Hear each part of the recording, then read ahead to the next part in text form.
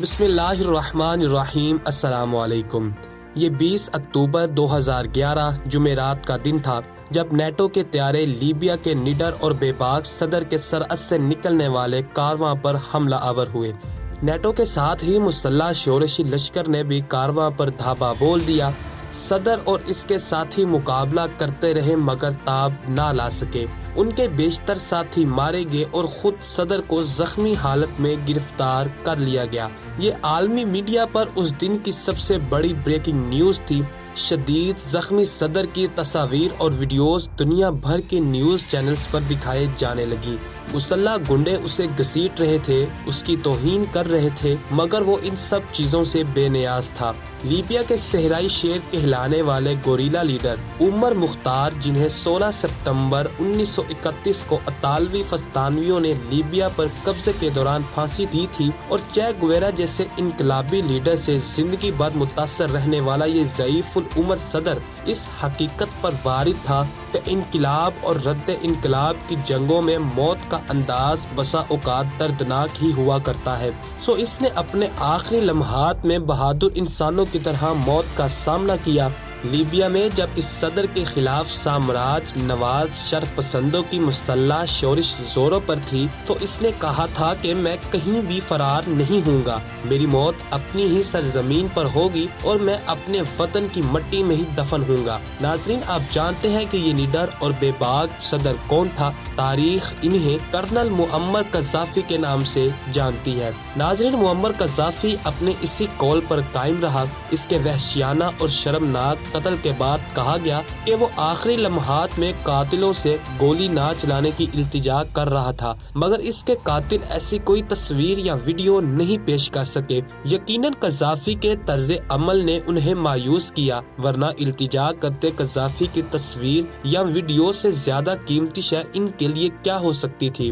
اس عمل پر کیا تبصرہ کیا جا سکتا ہے کہ امن، انسانی حقوق اور جمہوریت کے مغربی علمداروں نے لہولہان قذافی کی تصاویر اور ویڈیوز کی خوب تشہیر کی۔ اس کا مقصد صدر قذافی کو نشان عبرت بنانا تھا، مگر نظریات بلا یوں بھی مٹائے جا سکتے ہیں۔ ناظرین، بدوی طرز کے خیموں میں رہنے والا، اونٹنی کے دودھ اور کھجور کے دلدادہ معمر قذافی کو صحرائے اعظم کے کسی نامعلوم گوشے میں دفن کر دیا گیا، یعنی زندہ قذافی سے خائف رہنے والے اس کی قبر تک سے بھی خوف زدہ تھے۔ اس کی شہرائے آفاق کتاب سبز کتاب کو چوراہوں پر نظر آتش کیا گیا، لیکن افکار کو اس طرح ختم نہیں کیا جا سکتا۔ اس کے لیے زیادہ توانا افکار کی ضرورت ہوتی ہے، جو ظاہر ہے قذافی کو زینت دار بنانے والوں کے پاس نہیں ہے۔ ناظرین، معمر قذافی کے قتل پر خوب شادیانے بجائے گئے۔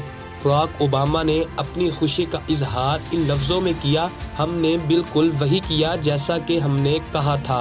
جرمن چانسلر اینجلینا میرکل نے اسے پرامن اور سیاسی آغاز کا صاف راستہ قرار دیا۔ برطانوی وزیر اعظم ڈیوڈ کیمرون کے لفظوں میں یہ جمہوری مستقبل کے لیے ایک موقع تھا، اور جبکہ فرانسیسی صدر کے لیے یہ ایک بڑی پیش قدمی تھی۔ نیٹو کے صدر نے لیبیائی عوام سے خطاب کرتے ہوئے کہا کہ عوام اپنے مستقبل کا فیصلہ کر لے۔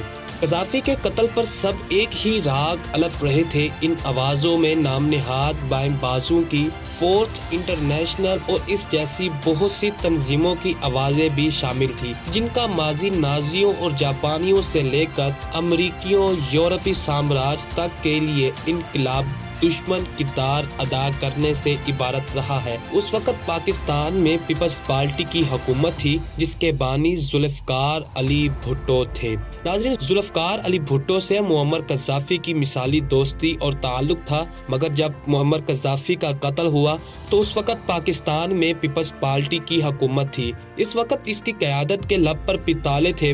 ان کو یہ ڈر تھا کہ امریکہ جیسا بہادر ملک اور عرب جیسے ہمارے مخلص دوست کہیں ہم سے ناراض نہ ہو جائے۔ ہاں، اگر اس وحشیانہ قتل کی مذمت میں توانا آواز کہیں سے بلند ہوئی تو یہ جنوبی امریکہ تھا۔ کیوبا کے انقلابی رہنما فیڈل کاسترو نے کہا کہ نیٹو کا لیبیا میں کردار نسل کشی کے مترادف ہے۔ قذافی کو زندہ گرفتار کر کے قتل کیا گیا اور انسانیت کی تاریخ تاریخ میں یہ ایک وحشی ملٹری الانس ہے۔ وینزویلا کے انقلابی صدر ہوگو شاویز نے قذافی کے قتل کی شدید مذمت کرتے ہوئے انہیں جنگجو شہید قرار دیا۔ ان کے الفاظ تھے، جمہوریت کے عالمی ٹھیکیداروں کے ہاتھوں کرنل قذافی کا قتل ٹارگٹ کلنگ اور انسانیت کی توہین ہے۔ ناظرین، معمر قذافی شاہ ادریس اور اس کی باقیات کو تاریخ کے اسٹیج سے رخصت کرنے کے بعد 40 سال تک لیبیا کے حکمران رہے۔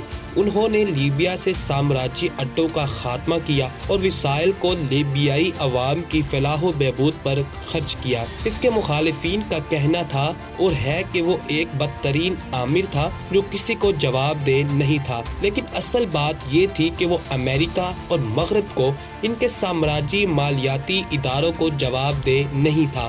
قذافی کی جمہوریت کا اپنا معیار تھا جس کی تفصیل اس کی کتاب سست کتاب میں موجود ہے، اور لیبیا میں موجود پیپلز کمیٹیاں اس کا مظہر تھیں۔ اسی طرح اس کی اشتراکیت کا بھی اپنا معیار تھا۔ وہ سائنٹیفک سوشلزم کا علمدار نہیں تھا، لیکن اس میں کوئی دو رائے نہیں کہ اس کے دور میں لیبیائی عوام ان تمام انسانیت سوز بیماریوں سے محفوظ رہے جو سرمایہ دارانہ تشکیلوں کا خاصہ ہے۔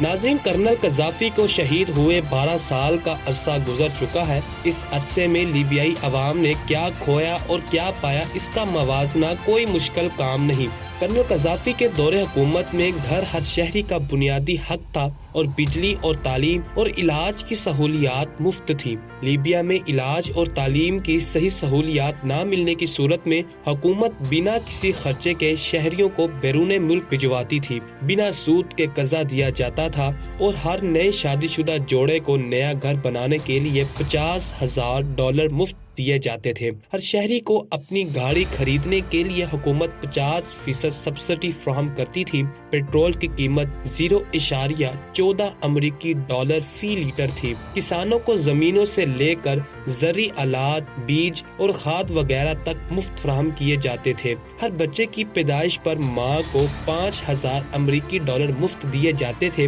گریجویشن کرنے کے بعد بھی اگر کسی لیبیائی باشندے کو ملازمت نہ ملے تو اس کی تعلیمی اسناد کے مطابق جب تک اس کو ملازمت نہیں ملتی اس بندے کو مفت تنخواہ دی جاتی۔ شاہ ادریس کے وقت میں 20 سے 25% لیبیائی باشندے پڑھے لکھے ہوئے تھے، لیکن معمر قذافی نے اس شرح کو 85% تک پہنچا دیا۔ ملک کے تیل سے حاصل ہونے والی آمدنی کا ایک حصہ ہر شہری کے اکاؤنٹ میں داخل کیا جاتا۔ قذافی نے اپنے صحرائی ملک میں پانی کے مسلسل فراہمی کے لیے دنیا میں سب سے بڑی آبپاشی کا منصوبہ تعمیر کروایا، جو عظیم مصنوعی دریا کا منصوبہ کہلاتا ہے۔ قذافی کے لیبیا پر کوئی بیرونی قرضہ نہیں تھا اور لیبیا کے اثاثوں کی مالیت $150 ارب سے زائد تھی، جن پر مغربی ممالک نے قبضہ کر لیا۔ آج لیبیا کو ایک ناکام ریاست کہا جاتا ہے اور اس کا ذمہ دار کون ہے؟ وہی جو عراق اور شام کی تباہی کے ذمہ دار ہیں، جن کی جنگی جنون اور توسیع پسندی سے ساری دنیا کو شدید خطرات لاحق ہیں۔ آج لیبیا میں بھوک، بیماری، افلاس اور قحبہ خانوں کی بھرمار ہے۔ لاکھوں باشندے بے روزگار اور خودکشی پر مجبور ہیں۔ آج لیبیا ایک منقسم ملک ہے۔ ناظرین، معمر قذافی کہا کرتے تھے، میں جاؤں گا تو اپنے ساتھ لیبیا کی شان و شوکت بھی لے جاؤں گا۔ آج ایسا ہی ہے، قذافی نہیں رہے اور ہنستا بستا لیبیا کھنڈرات میں تبدیل ہو چکا ہے۔ اللہ تعالیٰ سے دعا ہے کہ اللہ تعالیٰ معمر قذافی کے درجات بلند کرے اور انہیں جنت الفردوس میں اعلیٰ مقام عطا فرمائے۔ کمنٹ سیکشن میں آمین ضرور لکھیے گا۔ ملتے ہیں ایک نیکسٹ ویڈیو میں، تب تک کے لیے اللہ نگہبان۔